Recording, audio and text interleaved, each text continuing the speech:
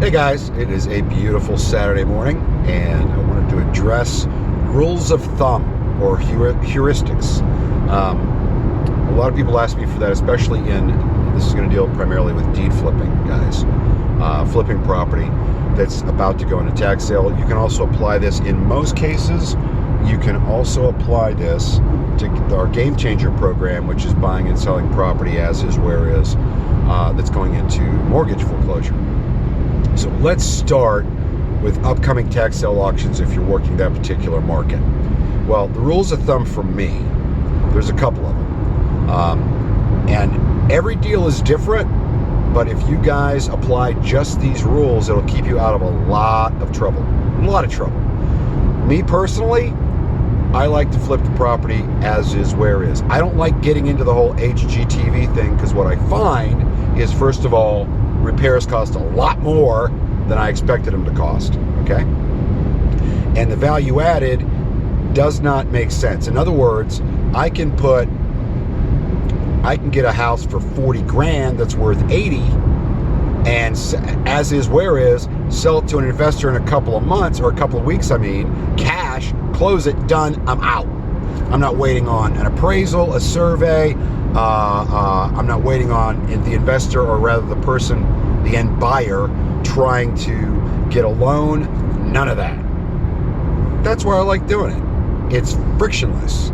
It's a heck of a lot easier, and that's what I like to do. Now, doing that, I like to double my money. So that's what I'm looking at. Now, here's your rules of thumb for that. First of all, especially those of you that are just starting in flipping property or wholesaling or whatever you're doing, first of all, you need to be able to come up with the money, okay? Guys, the stuff that they taught you before, the Carlton Sheets approach, where it's basically you're signing the contract down the road and all that, that's kind of getting old. And I'm actually seeing people sell new products these days where they're talking about that. That's getting really, really freaking old. People are figuring it out, particularly if they have a realtor friend. The realtors I've seen it enough. Any realtor that's been around more than 6 months, I've seen the BS out there. So, we actually partner with you. We'll buy the property. That's what makes us a lot more competitive than most folks out there. We're not doing, and we've got somebody in the background that's going to get this from us. Bull crap.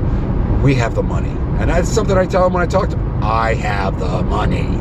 This isn't a closing 3-4 weeks from now. This is, I get the deed for you, record it, I pay off the past due taxes that are owed in order to stop the foreclosure, and then I get a check. So within a week from now, Mr. Johnson, I got a check for that 40 grand in your hand. You want that, or you want to try to get that 60 out of the guy that needs 5 weeks to close, and it's an assignable contract, doesn't know if he's even going to buy the property.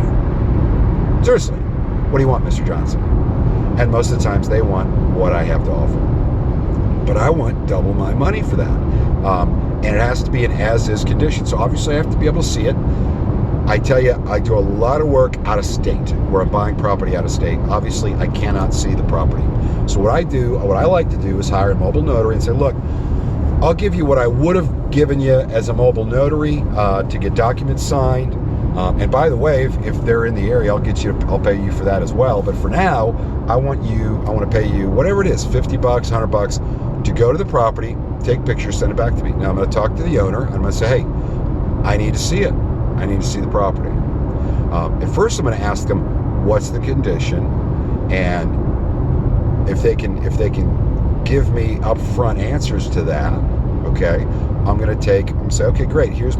Based on what you just told me, here's where we can be, But the first thing I'm going to ask, if you get nothing else but this from this video, the first thing I'm going to ask them is, all right, you're willing to sell it? Sure, I'd consider selling it. All right, Mr. Johnson, what do you think it's worth? Do not offer. Don't make the first offer. Listen, you don't know how many times I'm thinking, okay, it's worth, if what he's told me is right, or what I'm thinking is right, it's probably worth about 80 as is if it's in pretty good condition, and what I think it's in, the condition I think it's in. So I can give him 40. I got 5 in taxes, so it's going to be 35 grand in his pocket. Okay, I'm just giving you guys round numbers. I do much higher homes. I do much lower homes. Whatever's available and what I can get for what I need to get it for. A lot of times what they'll say is, you know what, I think it's worth 60. Well, now, if I can still offer him that 40, I'm not going to start there. I'm going to start at 30, 35.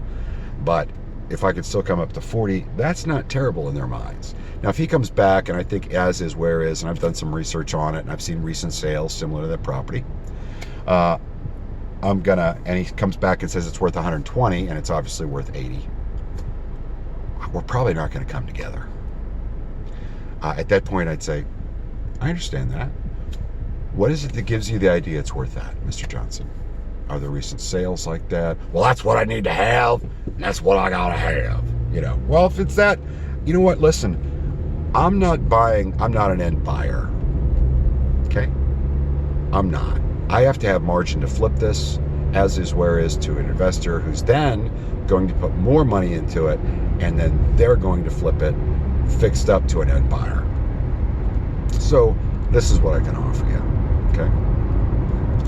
That's the main thing. Just so you guys know, they are always going to lie about the property's condition. And if you ask, you say, hey, is it occupied? No, it's been vacant. How long has it been vacant? If they say a year, it's 2. If they say 6 months, it's a year. Just double it, all right? So double if it's vacant. One of your heuristics, your rules of thumb, is double the vacancy time that they tell you, okay? Also, what I do is, if at first blush online systems are telling me it's worth $100,000, I'm going to really assume, unless that's a really easy to see number and there's a lot of sales that were, let's say, bank owned or something where it was as is, where is type property, unless there's a lot of those to compare it to, I'm going to take about 80% of what I think it's worth in its current condition, and then I'm going to pay him 50% of that total, including whatever I have to pay off in debt.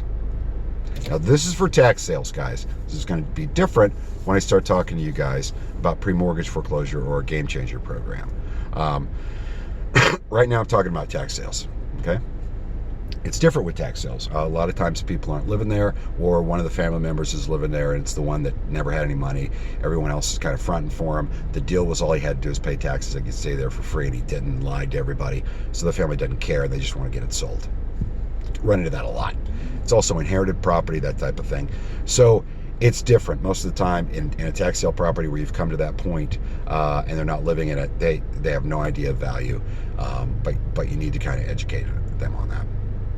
Okay, so I'm going to give them 50% max of what I think it's worth as is, where is, so that I can flip it. Because I say I'm going to double my money, but there's probably going to be, if the investor wants to use an attorney or whatever, there's also going to be additional expenses with it, okay, in selling it. Also, I use realtors often if it's an area I'm completely unfamiliar with. If it's an area I'm familiar with, I've sold in there before, I know it's a hot area, I'll probably do, and the realtors out there are going to hate me for this. Because, hey, listen, I was a licensed real estate agent for years, since '94, I still am. But I'll use a flat fee listing service, a couple $100. They'll put it in MLS for me. They'll put a lockbox on it and take pictures for me. I'm done, right? I want to go back real quickly and tell you why I use mobile notaries when I get pictures taken and they're sent back to me. Obviously, you have to get the seller to arrange for that mobile notary to be able to get into the property, right? So the reason I use mobile notaries, and I tell this to the sellers too, is as they're registered with the state, the notaries are, it's somebody we could always track down, so it's somebody I trust to go out and talk to the people and take the pictures. It's that simple. I don't want to hire just any Joe Schmo that nobody knows that is running this out of his basement and doesn't care about what the client thinks and has no ability to speak with people. Somebody that's a mobile notary works with people all the time, general public, they're easy to work with. All right. So rule of thumb, I trust nobody, right? I have to get pictures. You've got to double the time period if it's vacant that they say it is. You cannot expect it to be in the same condition as they tell you it is, right? Okay. Here's another one. With tax sales, if we're coming up to where the auction is just 3 weeks away. I'm going to tell them up front, guys. And a lot of you guys out there are going to think I'm a jerk for saying this. I'm going to tell them in 3 weeks, I'm going to say, listen, this is going to tax auction in 3 weeks. Okay? If they say, oh, I don't want to take her off, I go, that's fine. Listen, this is going to tax sale in 3 weeks. Okay? Unless you get an investor to buy this property from you within 3 weeks. In other words, somebody that's cash, like me, unless you do that, the possibility of you selling this to an end buyer where they have to get a mortgage and all that is pretty slim. Okay? So, Mr. Johnson, I'm going to send you a letter that says thank you for having this conversation with me today. It's also going to explain to you that I would love for you to call me back, but I gave you the best offer I could. But it's going to explain to you that once I get to 2 weeks out from that auction, my risk is going up because I have more and more, I'm limiting time now. I'm running out of time to record the deed, pay off the debt, pay off the taxes to stop the sale, and at that point, and only at that point, send you your money. Just like a regular attorney closing. And by the way, I'll use an attorney if you want. I don't care. I'll set up a title settlement company to handle this. I don't have a problem with that. But at 2 weeks, when I'm at under 2 weeks, 13 days, my offer is going to be less. And for every day after that, it's going to be less. Now listen, my letter's going to explain that. I'm not trying to be hardcore. I'm not trying to be a used car salesman. I'm just telling you that I have to listen carefully to this. This line is great because it's completely truthful and it gets their attention. I have to offset risk. That's what I'm doing. Every day closer to that auction, after the 2 weeks out, my risk is going up that I can get this thing done. That the deed's going to be right and record it correctly, and the county's not going to mess up, and FedEx isn't going to mess up. I'm running out of time here to account for possible issues or errors or something coming up, right? I have had where I paid off taxes before and the county put it in the wrong account. Even though I had the right PIN number, the right address, the right everything, the county paid off the wrong. I've had this happen. So, and I've been able to unravel that later, but I can't pay you till I know that it's paid off on your account. You know, these are things that come up, Mr. Johnson. So I have to offset all of this risk and all of this potential extra cost by coming down to what I'm going to offer you if I get under 2 weeks. Okay, I just want to be clear with you. I don't want any misconceptions. I don't want any misunderstandings. I don't want you mad at me. Okay, so that's where I'm at. That's what I tell them. And again, what they're going to do is they're going to test you. They're going to call you at 2 weeks out, and they're going to go, want to make sure it's there. And I'll go, it is. Right now, if you agree to me, I'll get the mobile notary out. We'll get this signed tomorrow. Since it's today and we're at day 14, I'll say we're fine. I'll honor that offer. Well, I was just checking to see if you're okay. You call me back tomorrow or the next day and you want to set up a mobile notary, it's going to be less. Understand? Okay, sure. They're going to call me in 2 days and I'm going to go, I'm going to offer, guys, I'm going to offer 5% less. They're going to go, oh, you know what? That's where I'm at. If I get a mobile notary out to you tomorrow and get it signed and get it back to me. We keep going, I'm going to keep having to offset risk. If you don't want to do it, I don't want you to feel uncomfortable. I don't want you to feel like I'm taking advantage of a situation. So if that's how you feel, let's not do this.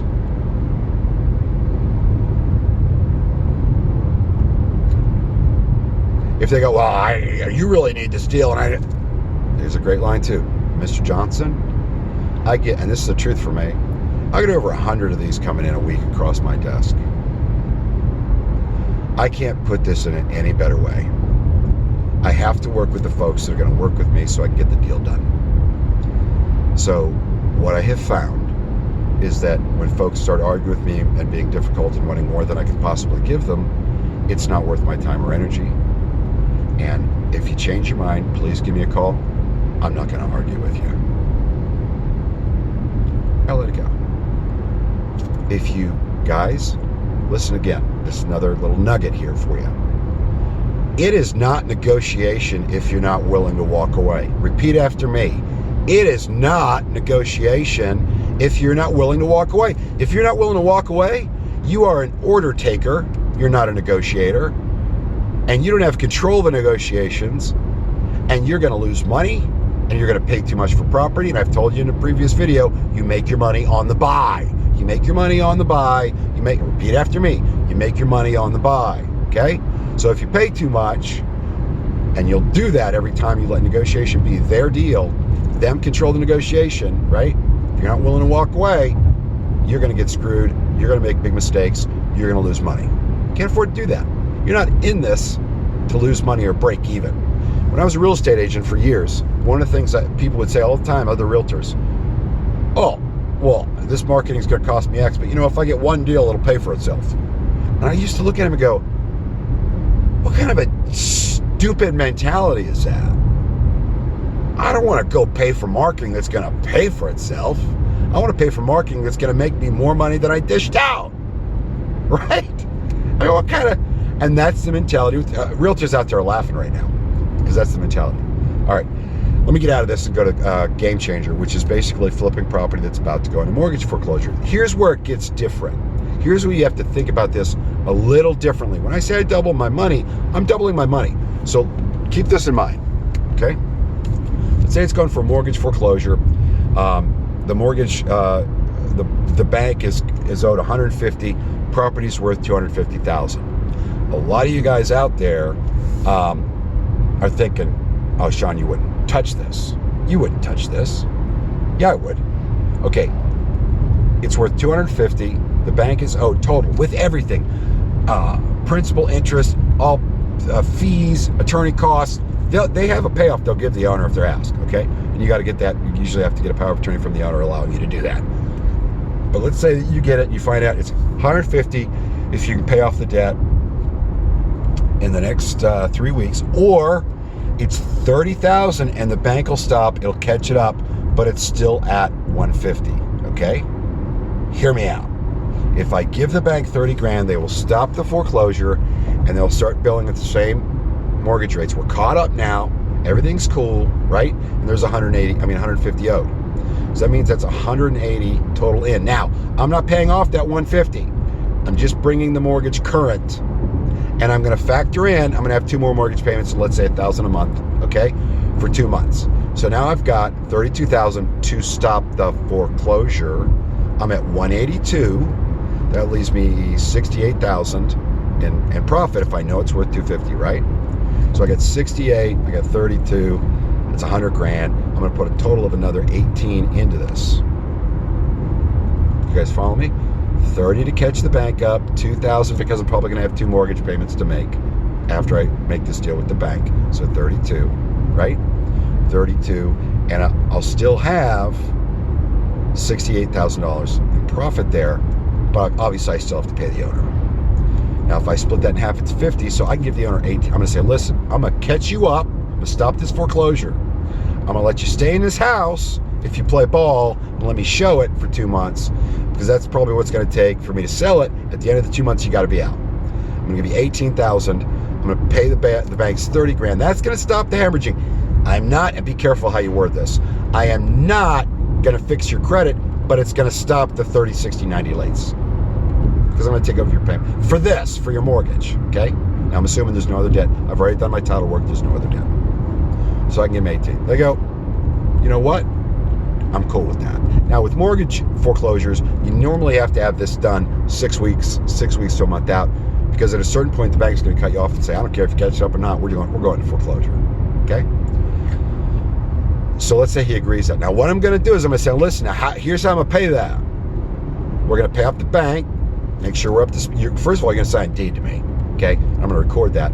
Then I'm going to pay this up, catch the bank up. Once I know the bank took that amount, didn't send the check back because I was off $1.04, okay? Once that happens, I'll give you your first check. I agreed to 18. I'm going to give you 5 of that now. That's going to be enough money for you in 2 months to move out. Easily. That's using a moving company, probably, especially if it's local. I'm going to give you $5,000. I'll give you the other 13 when you are out 2 days before closing. Period. You with me, Mr. Johnson? And by the way, you can't leave stuff behind. I'm taking money off for that. I'm very hardcore. And for every day you're late, it's, in this case with taxes, every day they were late, if they were getting out, if they were still on the property, it'd be $1,000. For mortgage, I'm tougher on them. Okay? Hey, for every day late, I'm going to take $3,000 off. You've got to be out. You understand me? You got to be out. Really tough. That's in the contract, and I pay them out. That's how I get them out. It's got to be in similar condition. They can't leave stuff behind, or I'm going to double the cost of that. I want them out 2 days before, because if they get out 2 days before and they messed it up or did something wrong, I've got 2 days to fix the issues. Okay? Or have a conversation with the buyer and fix the issues, or make something work of it.